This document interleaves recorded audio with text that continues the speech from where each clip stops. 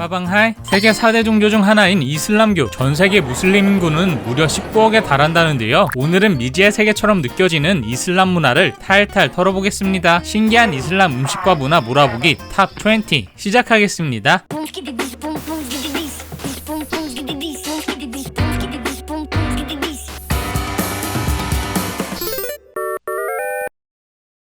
뜨거운 사막을 횡단하기 위해 없어서는 안 될 동물 낙타. 신이 준비해둔 선물이라는 말도 있는데요. 400kg 이상의 짐을 실은 채 물 한 모금도 안 마시고 400km를 이동할 수 있다고. 낙타는 완벽한 생태순환 동물이기도 합니다. 버릴 게 1도 없거든요. 인간에게 풍부한 젖을 제공해주고요. 낙타 가죽으로는 텐트나 신발을 만듭니다. 털로는 카펫이나 깔개를 짜고 말린 낙타똥은 훌륭한 연료였죠. 활활 잘 타올라서 요리하는 데 딱이었다는. 심지어 여인들은 낙타 소변으로 머리도 감았다는 사실. 머리 감는 횟수는 가지고 있는 낙타의 수와 비례해서 여성의 사회적 신분을 가늠하는 중요한 척도이기도 했습니다. 물론 양질의 고기도 빼놓을 수는 없죠. 여기 한번 보면 절대 잊을 수 없는 요리가 있습니다. 낙타 통구이. 짜자잔. 간단히 설명하면 낙타 뱃속에 양이 있고 양 뱃속에 닭이 있고 닭 뱃속에 생선이 있고 생선의 뱃속에 달걀이 있는 건데요. 이 모든 걸 통째로 구운 요리입니다. 와? 들어가는 재료만 해도 어마어마한데요. 낙타 한 마리와 양 2마리, 닭 20마리, 생선과 달걀 60개. 지구상에서 가장 큰 통구이로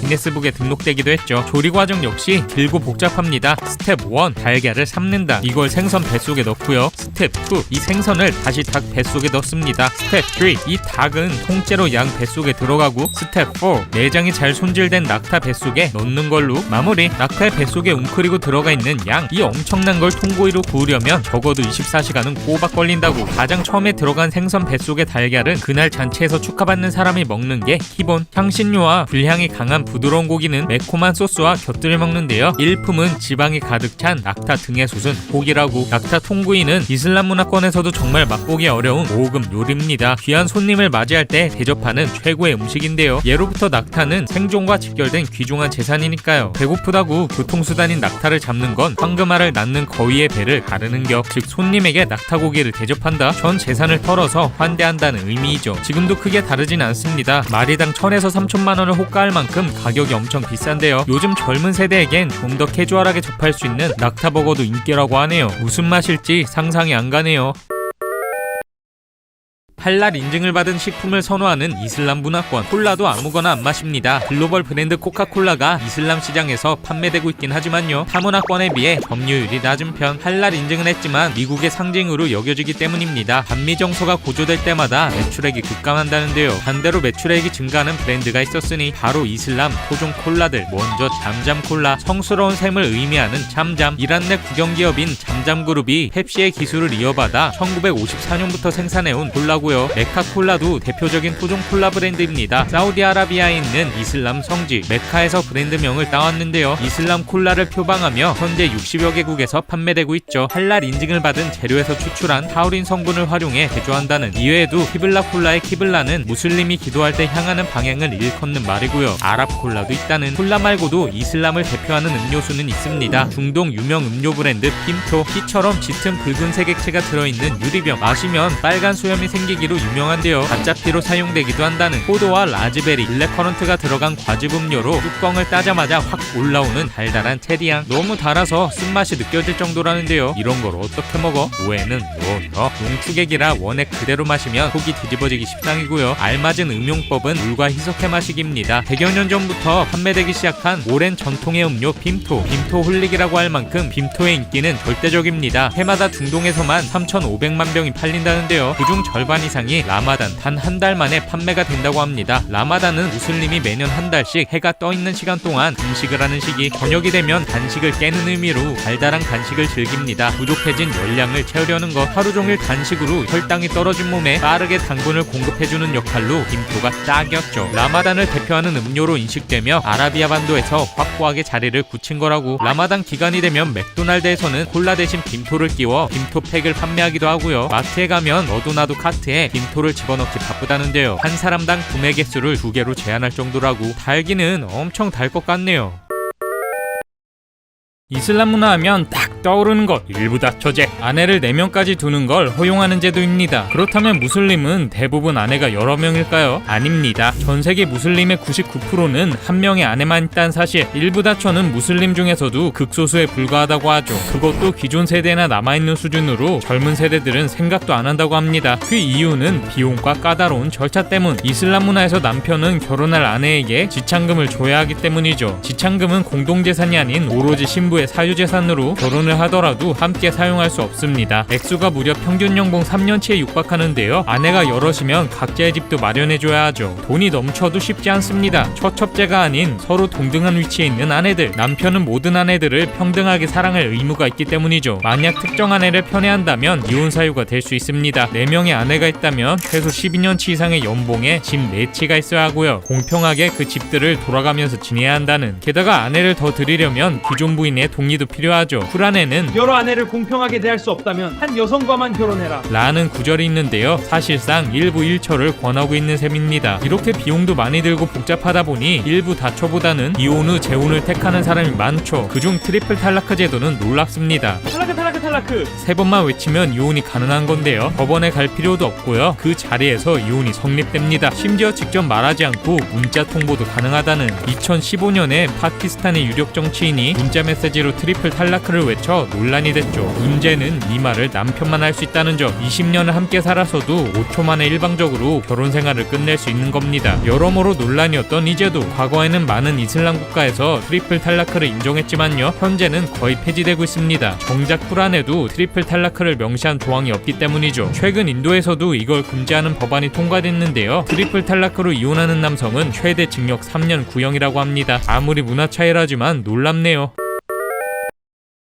프랑스와 중국에 이어 세계 3대 미식으로 꼽히는 튀르키예 요리. 튀르키예 음식 문화의 뿌리에는 14세기부터 20세기 중반까지 무려 6세기 동안 세계를 호령했던 오스만 투르크 제국이 있습니다. 아시아, 아프리카, 유럽 세계 대륙에 걸친 넓은 영토를 가지고 있었던 강대국으로 다양한 문화권의 음식을 수용해 독창적으로 발전시켰는데요. 아시아 동쪽 끝과 지중해가 만나는 독특한 지리적 특성과 좋은 기후 조건으로 갖가지 야채, 생선, 치즈 등 식재료가 풍부했고요. 올리브오일과 향신료, 허브를 많이 사용해 향긋하고 자극적인 맛을 자랑했죠. 오스만 제국의 황제를 일컫는 술탄들은 강력한 왕권을 구축해 호화롭고 사치스러운 연애를 즐겼습니다. 술탄이 살았던 이스탄불의 로카프 궁전에는 언제라도 황제의 입을 기쁘게 해줄 1000명의 요리사가 대기하고 있었고요. 술탄의 식탁에는 한 번에 24가지 매일 다른 음식이 올라왔죠. 그 결과 탄생한 새로운 요리들. 기존의 요리들과 융화되면서 요리 기술이 하나의 예술로 승화되었다는. 식사 후에는 후식을 즐겼습니다. 술탄은 크베지바시라는 직책에 커피 담당자를 따로 둘 정도였는데요. 이슬람 문화권에서의 디저트 사랑은 세계적으로도 유명합니다. 와인 같은 주류를 마시지 않는 대신 디저트를 풍성하게 즐기는 편. 중세 아랍 문학인 천일야화에도 끝없이 이어지는 디저트로 식사를 마무리하는 묘사가 종종 등장하죠. 견과류와 꿀을 층층이 쌓은 전통 파이 바클라바, 천사의 머리카락이라 불리는 카다이프, 쫀득한 젤리, 로쿰 등 여러 화려한 디저트들이 개발되었는데요. 공통점은 다들 어마어마하게 달다는 것. 특히 오스만 술탄들에게 사랑받았던 후식은 하브쿠 괴슈입니다. 우유와 함께 들어가는 잘게 다진 닭가슴살. 여기서 닭고기는 맛을 위해서가 아니라 오로지 질감을 위해 첨가된다는 점. 매우 부드럽고 깊은 풍미가 난다고 하죠. 세계에서 가장 오랜 역사를 가진 디저트 아슈레도 있습니다. 주재료는 12가지 곡물과 다양한 과일들, 노아의 푸딩으로도 불리는데요. 대홍수가 끝난 뒤 방주에 남아있던 모든 재료를 조합해 아슈레를 만들어 먹었다는 전설이 있죠. 이제는 역사의 뒤안길로 사라진 오스만 투르크 제국의 화려한 궁중 음식들. 이슬람 음식 문화를 발달시킨 중요한 원동력으로 꼽힌다고 하네요.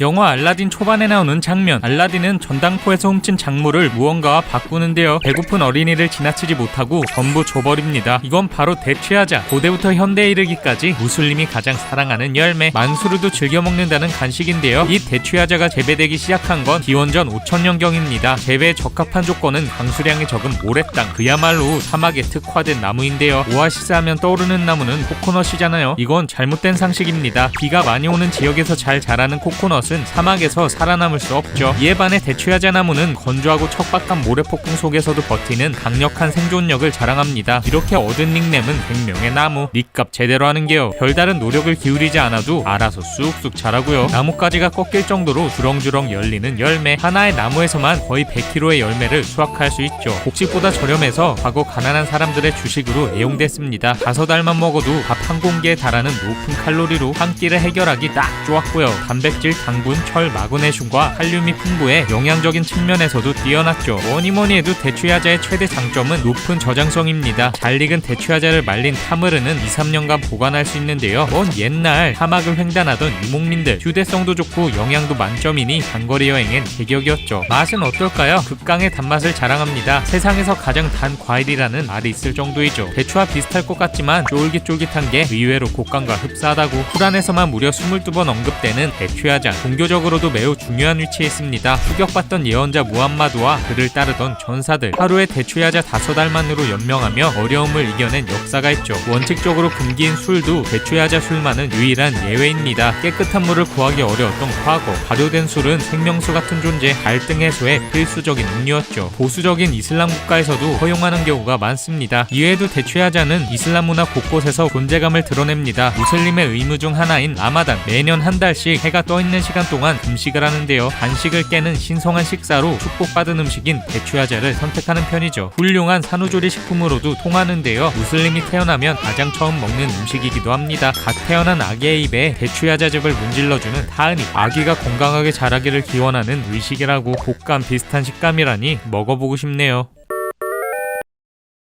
예로부터 사막에서 유목민 생활을 해온 중동지역, 손님을 예의 없이 환대하는 문화가 있습니다. 설사 살인자라도 깍듯이 대으니 척박하고 거친 모래 땅, 그나마 식량이 있을 때 콩 한쪽이라도 먼저 베푸는 것이 미덕이었거든요. 식사할 때는 3-3-5 방바닥에 편하게 둘러앉아 먹습니다. 그래서 널따란 판에 음식을 담아 다같이 나눠 먹는 문화가 발달했죠. 사막을 다니다가 아무 자리에서나 펼쳐서 먹던 문화가 굳어진 겁니다. 이슬람 음식의 전반적인 특징, 흰밥도 있지만 대부분 향신료를 넣어 강렬한 향과 핵을 입히고 발효시킨 요거트를 활용한 음식이 많습니다. 조리법은 매우 절제된 편, 물이 부족해서 웬만하면 한데 섞어 버무려내는 식이죠. 이 이슬람 문화권에서도 음식으로 유명한 지역들은 있습니다. 중동 최고의 미식지는 레반트 지역, 지중해를 끼고 있는 레바논, 요르단, 시리아. 문화적, 역사적 배경이 비슷해 레반트로 통칭합니다. 특히 건강식이 많죠. 그 중에서도 중동 사람들의 소울푸드는 후무스, 식탁에 빠지지 않고 올라오는 페이스트로 으깬 병아리콩과 참깨, 올리브유, 마늘, 소금, 레몬즙을 넣어 향이 강하지 않고 부드럽고 구수합니다. 화덕에 바로 구워낸 얇은 빵에 후무스를 발라먹은 걸로 아침은 간단하게 해결하는데요. 요즘 전세계 채식인들에게 각광받는 메뉴이기도 하죠. 국교가 이슬람교인 말레이시아에도 유명한 요리가 있습니다. 말레이시아식 볶음밥, 나시고랭, 볶음국수, 미고랭, 따끈한 튀김옷 안에 차가운 아이스크림이 들어있는 아이스크림 고랭, 돼지갈비와 한약재를 푹 우려낸 일종의 갈비탕, 바쿠테, 돼지고기를 닭고기로 대체한 치쿠테도 있죠. 이 중에서도 말레이시아를 대표하는 전통 음식으로 손꼽히는 건 나시르막입니다. 코코넛 밀크를 넣고 찐 밥에 삶은 달걀, 멸치, 오이, 땅콩, 그리고 치킨이나 생선을 곁들여 먹는 요리인데요. 현지에서는 식사뿐만 아니라 간식으로도 즐겨 먹는다고 하네요. 북아프리카의 서쪽 끝에 위치한 국가 모로코, 유럽과 아프리카 대륙을 잇는 관문인데요. 북아프리카에서 가장 세련된 음식을 만드는 곳으로도 유명합니다. 오랫동안 이어진 왕조의 영향으로 발달한 궁중 요리 덕분인데요. 여기 모로코 특제 혼합 향신료도 있습니다. 라스엘 하누트, 최고의 향신료라는 뜻으로 후추, 육두구, 카다멈, 계피, 정향, 생강, 커민 등 여러가지 향신료를 취향에 맞게 섞어서 만드는데요. 모로코뿐 아니라 북부 아프리카에서 널리 쓰이는 만능 치트키라고 하네요. 잘 몰랐는데 이슬람 문화권에도 요리로 유명한 곳이 많았네요. 무슬림이 지켜야 할 5대 의무 중 하나, 바로 라마단. 다들 한 번쯤은 들어보셨죠? 라마단 기간에는 한 달간 금식해야 하는데요. 가난한 자들의 굶주림을 체험하고 알라에 대한 믿음을 시험하는 의미의 이슬람 문화입니다. 물도 마시면 안 된다고 하죠. 아니, 어떻게 한 달 동안이요? 그래도 다행인 건요, 해가 떠있는 시간 동안만 금식하면 됩니다. 그래도 한 달 동안 간헐적 단식하면 다이어트가 되지 않느냐 라고 생각하면 오산요. 해가 진 직후에 먹는 이 첫 끼를 이프타르라고 부르는데요. 낮에는 참았던 식욕이 저녁에 폭발, 금식한 이상으로 실컷 먹는다고 하죠. 오히려 살이 더 찌는 사람이 많고요. 음식을 필요 이상으로 많이 준비해서 음식물 쓰레기도 넘쳐납니다. 각 나라에서도 폭식을 자제하는 캠페인을 진행할 정도라고. 위도와 다르게 지출도 폭증하는데요. 라마단 기간은 이슬람판 블랙 프라이데이, 이때 대대적인 세일을 한다고 하죠. 쇼핑에 눈이 돌아가서 웬만한 큰 돈은 이때 다 쓴다고. 여행객도 폭발적으로 증가합니다. 네, 금식이 싫어서 여행 간다는 핑계로 도망가는 거죠. 이뿐만이 아닙니다. 라마단이 끝나면 약 3일간 축제가 열리는데요. 이때 본격적으로 먹고 마신다고. 참신앙의 의미를 찾고자 하는 이 단식, 사실상 폭주의 기간이나 마찬가지인 거죠. 이때는 글로벌 기업들이 광고 효과를 가장 노리는 기간이기도 합니다. 현지화의 대가 맥도날드 광고가 센스 넘치는데요. 햄버거 없는 햄버거 광고, 이프타르 시간에 맞춰 모래시계가 등장합니다. 그리고 시간이 되면 각각의 음식으로 변한다는, 이건 코카콜라의 광고. 콜라도 해가 지고 난 뒤 마시는 모습을 볼 수 있죠. 한 달 동안 금식이라니 힘들겠구나 라고 생각했는데 현실은 많이 다르네요. 중동하면 떠오르는 키워드들, 석유, 종교분쟁, 테러. 그러나 지금과 달리 8세기부터 11세기의 아랍세계는 세계에서 가장 발달한 세련된 문명을 자랑했습니다. 이를 이슬람 황금기라 불렀는데요. 16세기 이후 세계 문화를 주도해온 서구보다 훨씬 앞선 시기이죠. 사막으로 뒤덮인 아라비아 반도는 매우 낙후한 지역이었습니다. 그때 예언자 무함마드가 등장해 이슬람이라는 새로운 종교를 창시하고요. 신의 계시를 모은 쿠란을 편찬해 무슬림들의 삶의 지침으로 삼도록 했습니다. 이슬람교는 얼마 지나지 않아 중동 지역과 지중해 세계를 장악하면서 널리 퍼져나가는데요. 이슬람의 교리는 아랍인들의 예술, 문학, 과학적 성취를 자극했습니다. 다른 언어로의 번역이 허용되지 않았던 쿠란, 그것을 읽기 위해서는 아라비아어를 필수로 익혀야 했고요. 성지 순례를 요구하는 교리는 문화의 교류를 촉진시켰죠. 이슬람의 지도자들은 주변의 문화적 유산을 적극적으로 흡수했습니다. 곳곳에 대규모 공립 도서관을 짓고 아리스토텔레스 등 위대한 학자들의 서적들을 모두 아랍어로 번역했고요. 세계 최초로 학위를 수여하는 교육기관인 대학교도 설립합니다. 859년 모로코 페스에 설립된 알카라윈 대학, 교육적 중심지 중 하나였죠. 수학적 업적도 빼놓을 수 없습니다. 대표적인 성과는 대수학의 발달, 수학, 천문학, 지략 분야에서 엄청난 영향력을 남긴 페르시아의 수학자 알-콰리즈마, 유리수와 무리수, 기하학적인 양을 통합하는 수체계인 대수학이라는 학문을 이끌어냅니다. 오늘날 대수학을 의미하는 알제브라는 그의 아랍어 책 제목에서 유래했고요. 알고리즘이란 단어도 그의 이름인 알-콰리즈마에서 왔다고 하네요. 비마리스타는 중세 이슬람의 종합병원입니다. 페르시아어로 아픈 자의 곳이라는 뜻, 오로지 의료행위만 전담하는 전문 의료기관으로 이슬람권 각지의 도시에 세워졌는데요. 내과, 외과, 수술실, 격리실, 약국 등의 구역 구분이 있었고, 외과 학생들의 레지던트 과정을 거치며 경험을 쌓는 대학병원의 모습까지 보였다고 하네요. 이외에도 문학, 미술, 음악, 건축 등 다양한 분야에서 훌륭한 유산을 남긴 이슬람 문화. 종교 지상주의가 이슬람 문화권 안에서 점차 힘을 얻게 되면서 몰락하게 되는데요. 대학교에서 종합병원까지 이슬람 황금기라 부를만 했네요.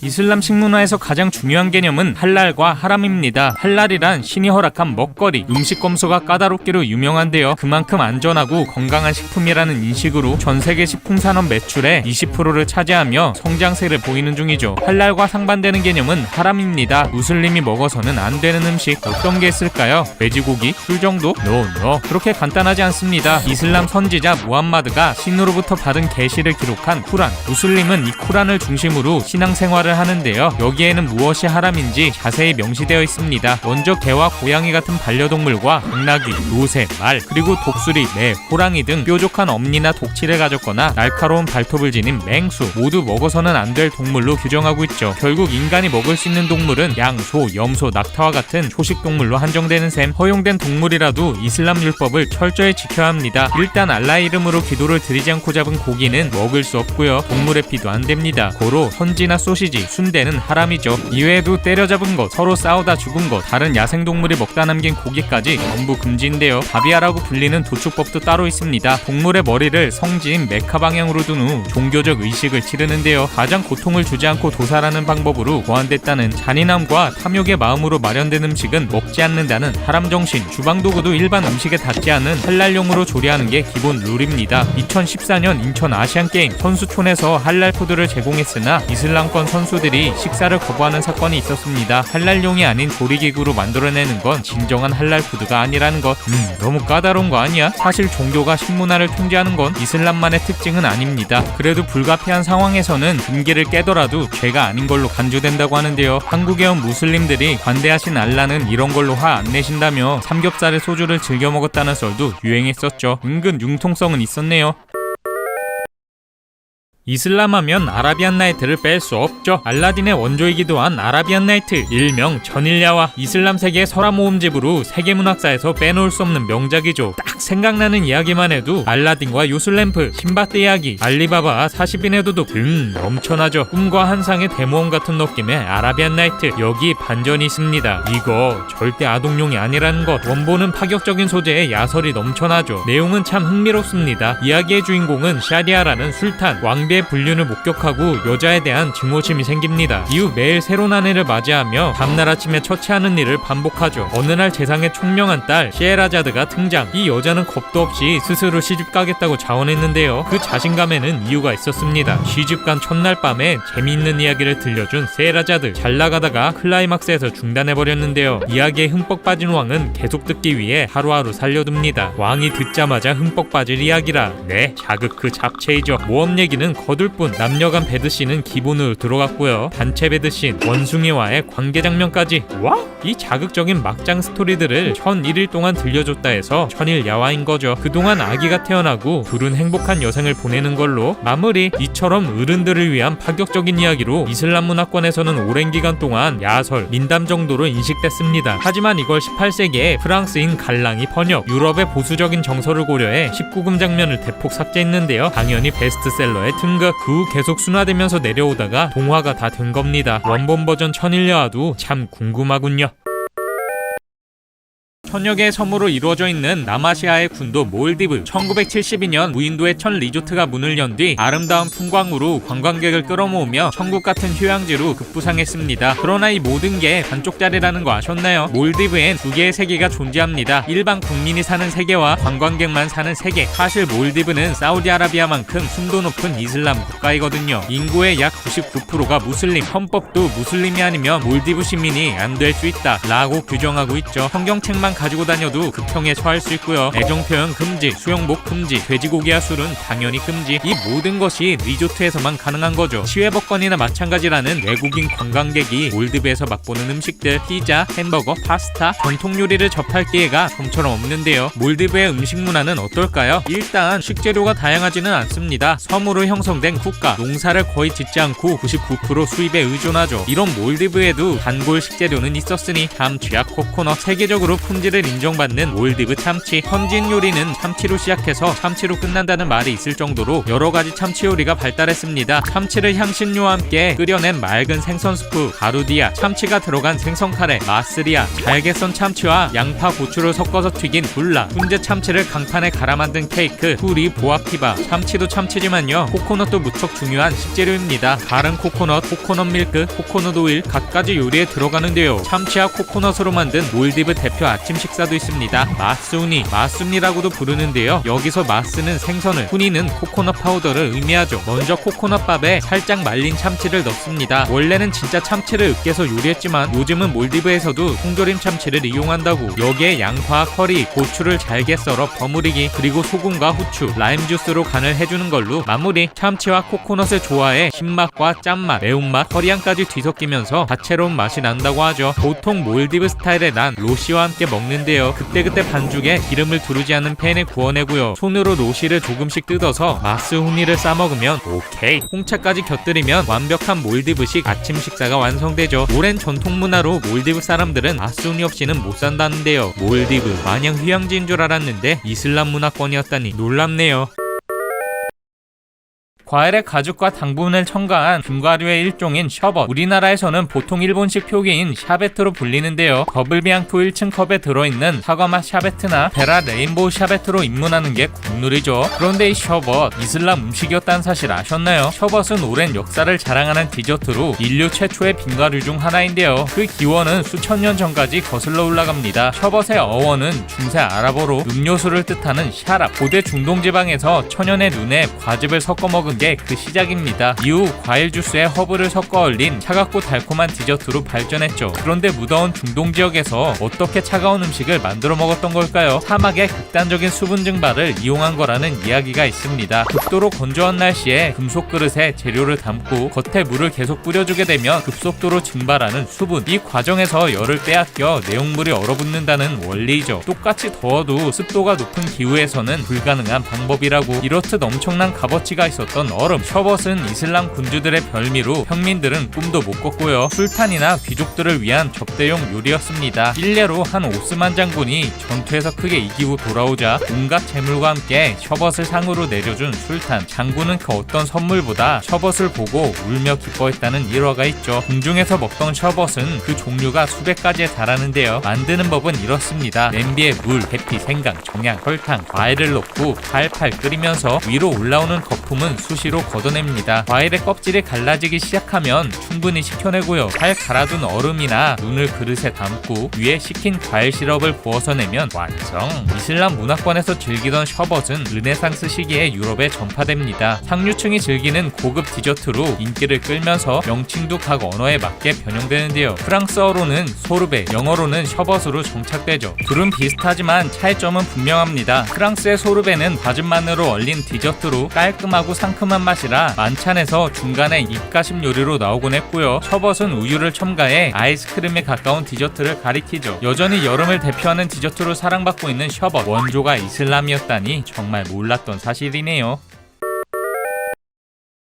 커피하면 흔히 떠올리는 유럽. 하지만 커피 문화는 중동 이슬람 문화권이 그 시작이나 마찬가지입니다. 낮에는 일하고 해가 지면 집회장에 모여 밤새워 예배를 드렸던 무슬림들, 졸지 않기 위해 각성 효과가 있는 커피를 마셨는데요. 이게 나중에 유럽까지 전파된 거죠. 이렇게 커피 문화가 발달할 수 있었던 이유, 바로 술. 지금은 금기시하지만요, 아이러니하게도 이슬람교의 발상지인 중동 지역은 술의 역사가 오래된 지역이기도 합니다. 천국에서는 술을 마음껏 마실 수 있다. 그 술은 숙취도 없는 술이다. 쿠란엔 이런 문구도 있죠. 하지만 무함마드가 겪은 한 사건으로 인해 전면 금주령이 내려지고 술 대신 커피를 마셨던 거죠. 그때부터 커피는 이슬람의 포도주로 불렸다고. 이슬람 커피 특 쓴맛이 나는 생강과에 카다멈이 듬뿍 들어갑니다. 머리를 맑게 하는 효과가 있다고 하는데요, 대신 엄청 쓰다고. 이 쓴맛을 중화하기 위해 달달한 디저트가 필수이죠. 커피의 절도 독특합니다. 상대방에 대한 존중을 나타내는 표시로 커피를 따를 땐 잔의 4분의 1 정도만 채워야 하고요. 잔이 빈 것 같으면 끊임없이 리필됩니다. 최소 한 잔 이상 마시는 것이 예의인데요. 만약 그만 마시고 싶다면 커피 잔을 흔들면 오케이. 말이 아닌 행동으로 표현하는 이유. 과거 막사 안에서 중요한 이야기들을 주고받던 지도자들, 소리를 들을 수 없는 사람들에게만 커피 따르는 일을 시켰고요. 손을 흔드는 걸로 의사 표현을 한 것이 유래이죠. 커피는 신부의 마음을 가늠하는 잣대이기도 했습니다. 혼담을 진행하기 위해 신부 측 집을 방문하는 신랑 가족. 이때 신랑이 엄청난 미남이거나 반드시 결혼을 하고 싶다면 예비 신부는 영혼까지 갈아 넣어 인생 커피를 뽑아내고요. 설탕을 넉넉히 준비해 예비 시부모님께 전해드립니다. 반대로 죽어도 시집가기 싫은 경우 대충 커피를 내리고 설탕 대신 소금을 내밀죠. 마시기 전엔 알 수 없는데요. 만약 엄청 짜더라도 기분 나쁜 티를 내지 않고 표정 관리를 하는 게 매너. 그리고 조용히 돌아가면 됩니다. 가부장적인 이슬람 사회에서 의사 표시를 할 수 있는 거의 유일한 수단이었다고. 참 신기한 문화네요. 이슬람 디저트도 남다릅니다. 설탕을 그냥 퍼붓는 건지 엄청나게 달달하다고. 먼저 세계에서 차를 가장 많이 마시는 나라 중 하나인 모로코 시내를 누비다 보면 반드시 차 대접을 받기 마련이라고 합니다. 여기 모로코 사람들이 하루에도 몇 잔씩 마신다는 음료가 있습니다. 생민트가 듬뿍 들어간 아타이 민트차입니다. 홍차에 싱싱한 민트잎을 넣은 게 별미라는데요. 설탕을 듬뿍 넣어 달달한 게 특징. 사막 생활을 해온 모로코인. 아타이에 들어있는 카페인과 설탕은 갈증과 피로를 해소하는 에너지 음료 역할을 할 뿐만 아니라 해열, 소화 촉진, 진통 등의 효과가 있는 민간요법으로도 활용되어 왔습니다. 차를 따르는 기술이 맛을 좌우한다고 하네요. 이건 뭘까요? 이란의 전통 디저트 페르시안 러브 케이크입니다. 일명 샤프란 케이크. 여기에 얽힌 이야기가 있습니다. 왕자를 미친 듯이 사랑했던 한 페르시아 여인. 왕자를 유혹하기 위해 사랑의 정서가 담긴 장미와 샤프란을 사용해 마법의 케이크를 만들어냈으니 이게 바로 페르시안 러브 케이크. 이슬람판 사랑의 묘약이네요. 더위를 날려주는 최고의 디저트 팥빙수 말레이시아에도 있다는 사실 아셨나요? 말레이시아 스타일 빙수는 아이스 카창, 여기서 카창은 콩이라는 뜻. 곱게 간 얼음 위에 코코넛 밀크, 시럽, 망고나 두리안 같은 열대 과일과 단팥이 올라가는데요. 그 위에 초록색 국수 모양의 젤리를 올리기도 하고요. 옥수수, 바질, 땅콩, 아이스크림 등 갖가지 토핑을 입맛대로 즐길 수 있죠. 단 1인 1빙수가 국룰이라고. 아랍에미리트 두바이의 카페 스쿠피에서는 세계에서 가장 비싼 아이스크림을 맛볼 수 있습니다. 블랙 다이아몬드 무려 하나로 110만원. 전 세계 초화 재료는 다 들어갔다는데요. 마다가스카르산 바닐라와 세계에서 가장 비싼 이란산 샤프란, 이탈리아산 검은 송로버섯, 그리고 23캐럿의 금가루를 올렸죠. 그릇과 스푼은 명품 브랜드 베르사체로 서빙된다고. 만드는 데만 5주가 걸린다는데 자꾸 떠오르는 가성비 때문일까요? 딱히 맛있어 보이진 않네요. 이 옷 많이 보셨죠? 이슬람 전통 의상인 깐두라입니다. 토브라고도 불리는데요. 단추를 여며 입는 원피스 타입의 옷으로 보통 흰색을 즐겨 입습니다. 머리엔 터번 형태의 스카프를 두르고 이걸 고정시키는 용도로 링을 올리기도 하죠. 남자 옷도 남자 옷이지만요, 이슬람 하면 딱 떠오르는 건 히잡이죠. 이거 생각보다 종류가 많습니다. 크게 히잡, 차도르, 니캅, 부르카로 나뉘는데요. 공통점은 베일로 뭔가를 가린다는 것. 가장 보편적으로 알려진 히잡은 가리다라는 의미의 두건입니다. 너무 보수적인 거 아니야? No. 히잡은 이슬람 문화권에서는 상당히 개방적인 아이템입니다. 다음 단계인 차도르 좀 보세요. 얼굴을 제외한 몸 전체를 가리고요. 니캅은 여기서 업그레이드돼서 얼굴까지 가립니다. 앞은 봐야 하니 눈 부분만 뚫려 있는 건데요. 보이는 게 눈밖에 없으니 눈화장에 힘을 준다고 하죠. 끝판왕은 따로 있습니다. 부르카. 네, 눈까지 가립니다. 이슬람에서도 가장 폐쇄적인 복장인데요. 그럼 앞은 어떻게 봐? 눈 부분이 망사로 되어 있어 보이긴 한다고 하네요. 어쩌다 이런 옷들을 입게 됐을까요? 몸을 최대한 가려서 뜨거운 태양과 사막의 모래로부터 보호하려는 목적이 있다고는 하는데요. 가장 큰 이유는 종교적 신념 때문입니다. 쿠란에서의 여성은 순결을 지키고 항상 정숙해야 하기 때문이죠. 이런 이유로 여성들이 갖가지 베일로 가리고 다니는 겁니다. 여기서 궁금증, 밥은 어떻게 먹을까요? 이거 보세요. 사실 시대도 많이 변했고 불편함 때문에 히잡은 논란이 많습니다. 그래도 아직 크게 바뀐 건 없죠. 피할 수 없으면 즐기랬다고 최근 젊은 세대들은 히잡으로 개성을 표현하는데요. 일명 히잡이스타, 화려한 색상과 무늬, 액세서리로 포인트를 주는 게 특징이죠. 히잡 수영복까지 있다는 명품 브랜드 히잡도 있는데요. 이런 거 이렇게 보니 새롭긴 하네요.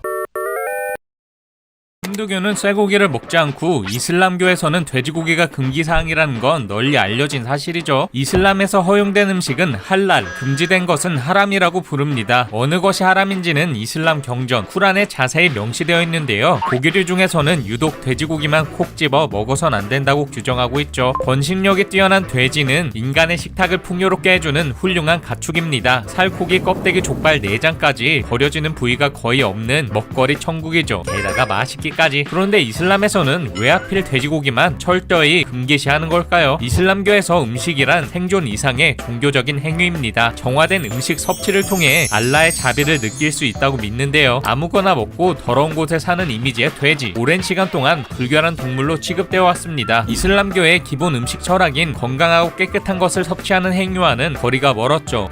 여기까지는 종교적인 설명이고요. 사실은 종교가 설립할 당시에 현실적인 상황이 고려되었다는 게 학교의 점심입니다. 고대 중동에서 가장 가치 있던 동물인 낙타, 양, 염소, 사막에서의 유목생활, 온순에서 무리를 지어 끌고 다니기 용이했고요. 들판에 널려있는 풀을 뜯어먹고 고기와 젖, 그리고 노동력을 제공했죠. 반면 잡식 동물인 돼지는 일단 인간과 먹거리가 겹칩니다. 게다가 털이 적고 비대한 몸을 유지하기 위해 체질적으로 많은 물을 필요로 하는데요. 척박한 사막, 인간도 아껴 마시는 귀한 물을 돼지에게 나눠준다는 건 있을 수 없는 일. 게다가 종착성 가축인 돼지는 행동이 느린 데다가 제멋대로 움직입니다. 여기에 밝은 곳을 싫어하는 습성까지. 돼지를 데리고 먼 길을 이동한다? 상상하기 힘들죠. 위생 문제도 있습니다. 쉽게 부패하는 돼지고기, 유목생활에서는 치명적인데요. 잘못 먹었다가는 식중독에 걸리기 십상이고요. 짧은 시간에 모두 소비를 해야 하는데 딱 한 번 잡아먹으려고 돼지를 키우는 것은 아무래도 경제적이지 못하죠. 이런 여러 이유로 과거 중동에서는 돼지를 기르거나 섭취하기에 모두 부적합한 동물이었는데요. 아예 논란의 여지를 없애기 위해 경전에 명시했다는 게 많은 학자들의 추측이죠. 그래도 불가피한 상황에는 그 금기를 깨더라도 죄가 아닌 것으로 간주한다는데요. 먹을 수 있는 게 돼지고기밖에 없을 경우 오히려 안 먹고 버티다가 굶어 죽는 건 더 큰 죄로 간주되어 예외적으로 허용된다고 하네요. 그래도 융통성은 있었네요.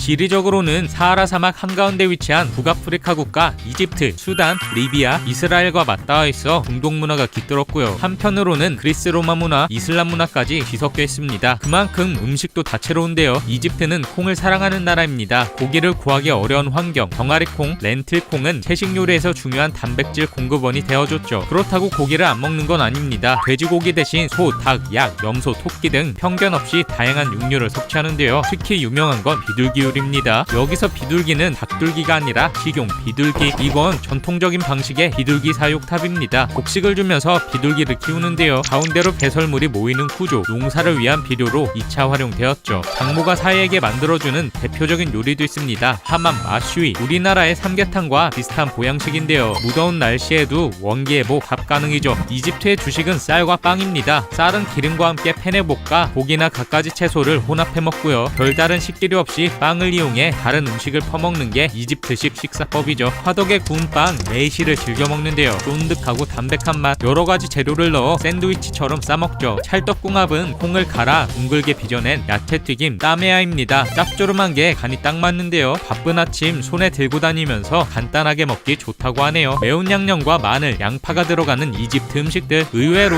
우리 입맛에도 잘 맞는 편이라고 합니다. 우리나라에 김치가 있다면 이집트에는 토르시가 있는데요. 오이, 양배추, 당근 등 각종 야채들을 피클처럼 절여 만든 기본 반찬으로 새콤한 맛이 일품이죠. 식욕을 돋구는 역할로 지역마다 레시피가 다르고요. 김장 문화처럼 이집트에서도 가을이면 토르시를 직접 담그는 풍습이 있다고 하네요. 이집트에 가면 반드시 맛봐야 하는 음식, 뭐니 해도 후사리입니다. 쌀, 파스타, 마카로니, 렌틸콩 위에 튀긴 양파와 매운 토마토 소스를 끼얹어 비벼먹기. 여러 음식 문화가 섞이면서 밥과 파스타면을 같이 넣어 먹게 됐다는데요. 비주얼만 보면 별로일 것 같지만요. 탄수화물에 고소한 양파튀김, 담백한 콩이 어우러져 현지인뿐만 아니라 여행객에게도 사랑을 듬뿍 받는 메뉴입니다. 국민 간편식으로 한 끼 때우기도 딱 좋은데요. 이집트 전역의 식당과 노점, 어디서든 볼 수 있는 대표적인 서민 음식이죠. 그래서 이집트 시민혁명을 쿠샤리 혁명이라고 부르기도 한다고. 쿠샤리 한 번쯤 맛보고 싶네요. 무슬림이 지켜야 할 건 패션뿐만이 아닙니다. 바로 5개의 기둥. 첫 번째 기둥은 샤하다입니다. 알라가 유일신이며 무함마드가 그의 사자라는 내용의 구절을 아랍어로 암송하는 건데요. 굳건한 믿음을 표현하는 신앙 고백으로 무슬림이 되기 위한 첫 번째 관문이라는. 두 번째 기둥은 살라트. 하루에 5번 땅에 이마를 대고 절하는 기도의식으로 신에 대한 겸손한 복종을 몸으로 보여주는 거죠. 세 번째 기둥은 자카트. 정화하다는 의미의 자카트는 기부입니다. 일반적인 액수는 전 재산의 2.5% 이상이라고. 네 번째 기둥 사움. 1년 중 한 달 동안 하는 금식입니다. 아까 얘기했던 라마단이 이거죠. 마지막으로 5번째 기둥 하즈. 이건 성지순례인데요. 반드시 일생에 한 번은 사우디아라비아의 메카로 떠나야 합니다. 여기까지는 무슬림이라면 지켜야 하는 의무인데요. 하람, 반대로 해서는 안 되는 금기도 있죠. 먼저 음악과 춤 금지. 세속적인 음악은 타락으로 가는 지름길로 찬송가인 나쉬드를 제외한 이 세상 모든 음악을 금지합니다. 그럼 그 많은 아랍 가요들은 뭐냐고요? 사실 쿠란에 향락을 멀리하라는 구절이 있긴 하지만 해석하기에 따라 천차만별입니다. 둘, 이자 금지. 이슬람에서는 이자를 중죄로 취급합니다. 가난한 사람은 더 가난해지고 부자를 더 부유하게 만드는 제도라는 건데요. 그래도 이자가 없을 순 없어서 각종 편법으로 주고받는다고. 셋, 고개 숙이기 금지. 하나님 외에 누구에게도 고개를 조아려서는 안 된다고 합니다. 다섯, 사람이나 동물 그림 그리는 것 금지. 신이 아닌 인간이 형상을 창조하는 행위 자체를 금기시했던 건데요. 그래서 사물을 축소해 화려하게 그리는 세밀화가 발달했다고. 여섯, 왼손은 사탄이 쓰는 손. 좋은 일은 오른손이 하고 굳은 일은 왼손으로 해야 한다는 건데요. 왼손은 용변을 닦는 데 쓰는 손이라 악수를 할 때 왼손을 내미는 건 엄청난 신뢰라고. 그럼 무슬림은 노래도 못하고 인사도 못하고 그림도 못 그려? 오해는 너 종파에 따라 해석에 따라 갑론을박이 끊이지 않습니다. 오히려 이걸 전부 다 지키는 무슬림이 드물다고 하네요. 그냥 이런 것도 있구나 하면 될 것 같습니다. 우리나라 드라마가 아시아를 휘어잡고 있다면 이란, 말레이시아, 인도네시아 등 이슬람 문화권에서는 튀르키예 드라마가 최고라고 합니다. 한류 스타들이 해외에 나가면 공항에 팬들이 몰려들듯이 중동에서는 튀르키예 배우들이 뜨기만 하면 난리가 난다고 하죠. 네, 우리나라에서는 생소할지 몰라도요. 튀르키예는 미국에 이은 세계 2위의 드라마 수출국입니다. 글로벌 시청자들의 사랑을 받고 있는데요. 특히 이슬람 문화권에서의 지지가 대단합니다. 일단 종교가 통하거든요. 유럽과 아시아 대륙에 걸쳐있는 튀르키예 20세기에 접어들면서 이례적으로 세속주의 정책을 시행합니다. 그 결과 아랍에서는 찾아볼 수 없었던 세속성과 개방성을 띠게 되는데요. 그러면서도 이슬람교라는 가치관은 여전히 유지했죠. 이런 특징은 드라마에서 뚜렷이 나타납니다. 히잡과 터번을 쓰지 않은 서구적인 외모의 튀르키예 배우. 그러면서도 라마단은 철저히 지키고 알라에게 기도를 올리죠. 어딘가 세련된 게 다른 세상 사람 같았는데 갑자기 친근하게 느껴지는 부분. 미국 드라마와 차별화가 될 수밖에 없죠. 매력적인 캐릭터들도 한몫했습니다. 진취적인 성향의 드라마 속 튀르키예 여성들. 이슬람 문화권에서는 센세이셔널한 모습인데요. 운전은 물론 직장을 다니면서 남성들과 동등한 관계에서 사회생활을 하고요. 당당하게 자신의 의견을 말하는 등 주체적인 삶을 보여주죠. 여기에 여성들 위해 군림하지 않고 아내를 위해 헌신하는 멋진 로맨티스트들까지. 거의 판타지를 가지게 된 아랍 주부들. 덕분에 튀르키예를 방문하는 외국인 관광객의 수가 늘어났고요. 아이에게 남녀 주인공의 이름을 지어주는 산모들이 많다고 하네요. 신기한 점은 튀르키예 드라마 중에 우리나라 리메이크작이 엄청나게 많다는 사실입니다. 가을동화, 프라우스, 제빵왕 김탁구, 신사의 품격, 상속자들, 그녀는 예뻤다 등 지금 튀르키예 방송계는 한국 드라마 리메이크 붐이라고 할 정도이죠. 올해 튀르키예에서 가장 인기를 끈 드라마는 바하르. 시청률 1위를 기록하며 화제를 모았는데요. 원작은 다름 아닌 2023년 방영했던 닥터 차정숙이라고. 최근 큰 인기를 끌었던 드라마 눈물의 여왕도 곧 튀르키예에서 리메이크 된다는 소식인데요. 뭐? 인기가 많을 수밖에 없는 게요. 의외로 보수적인 튀르키예의 정서. 우리나라와 통하는 지점이 많거든요. 우더른에 대한 공격, 대가족 문화 등 다양한 가치관 공유가 가능하고요. 한국 드라마의 공식이라고 할 수 있는 고부 갈등, 출생의 비밀 같은 클리셰는 튀르키예 드라마에서도 단골 소재라고 하네요. 중동에서는 드라마면 튀르키예라니 몰랐던 세계네요. 군대에는 맞서 싸워도 음식에는 맞서지 못한다는 이슬람 속담. 그만큼 맛도 좋고 종류도 다양한데요. 이슬람 문화권을 상징하는 먹거리는 타진입니다. 물이 귀한 사막. 타진은 재료 자체의 수분으로 약한 불에서 오랫동안 익히는 요리. 고기, 야채, 향신료, 생선 등 온갖 재료를 넣고 고가를 덮어 쪄내는데요. 재료 본연의 맛이 빠져나가지 않고 그대로 남아있어서 맛이 아주 진하다고 하죠. 자칫하면 목숨을 잃기 쉬운 사막. 어려운 자에게 환대를 베푸는 건 무슬림의 명예가 걸린 기본 의무였습니다. 널따란 판에 음식을 담아 다같이 먹는 문화가 발달했는데요. 사막을 다니다가 아무 자리에서나 펼쳐서 먹기 위한 거죠. 여기 사우디아라비아 최고의 손님 접대 음식이 있습니다. 만디. 양고기를 밥에 함께 쪄낸 예멘에서 시작된 전통 음식인데요. 일반적인 만디는 5인분이 기본이지만요. 결혼식 등 잔치를 열 때는 어마어마하게 크게 만듭니다. 이거 보세요. 와? 샤프란이 들어간 노란 쌀밥 위에 통째로 삶은 양을 얹은 후 간이나 내장도 잘게 썰어 사이사이 껴넣습니다. 마지막으로 양파와 레몬을 큼직하게 썰어 흩뿌리면 완성. 오른손으로 밥을 꼭꼭 쥐어 고기를 얹어 먹으면 되는데요. 여기서 가장 귀한 부위는 양 머리. 주인이 손수 손님을 위해 고기를 발라줍니다. 특히 뇌는 가장 귀한 손님에게만 드린다고. 모로코에는 우리나라에서 보기 힘든 특별한 과일이 있습니다. 바로 선인장 열매 hendia. 길거리 곳곳에서 hendia 리오파를 발견할 수 있는데요. 호기심에 덥석 만져본다 난리 날 수 있습니다. 아주 작은 가시들이 촘촘히 박혀있거든요. hendia 상인들은 능숙하게 껍질을 깐 뒤 손님에게 노란 소갈맹이만 건네주는데요. 과즙이 달달하고 시원해서 한번 맛들이면 계속 먹게 된다고.